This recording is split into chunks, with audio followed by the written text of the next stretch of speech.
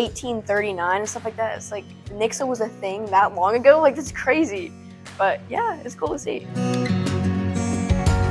You can see a snapshot of what hard times they had during those early years and how we have advanced and our medicine is so much better now.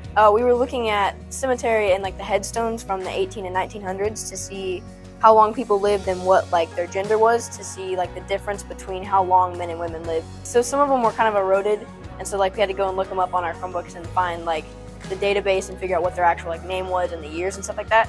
And then some of them were like joint headstones where they would bury like the wife and the husband together, which was just kind of cool to see. It seemed like the women lived longer than the men, and we were kind of talking a little bit about why that might have been. I think we're looking at that a little bit more tomorrow.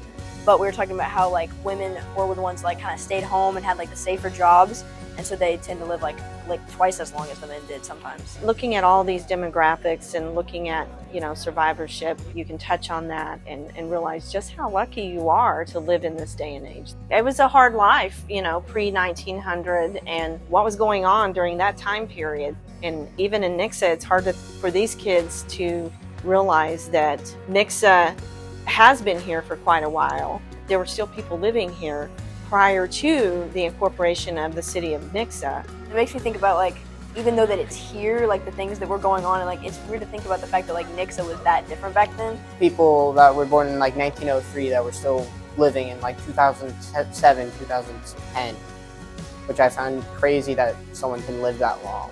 I like comparing and contrasting things and seeing like what differences different things made.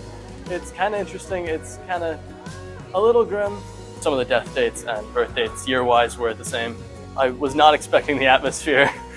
I was told it would be purple, but I had no idea that there would be lights and candles. I have a great love for genealogy and family history, and so tying this lab in with that, and it lets these kids see, hey, these people are what made the community of Nixa, and that's why we have them on some of our buildings' names.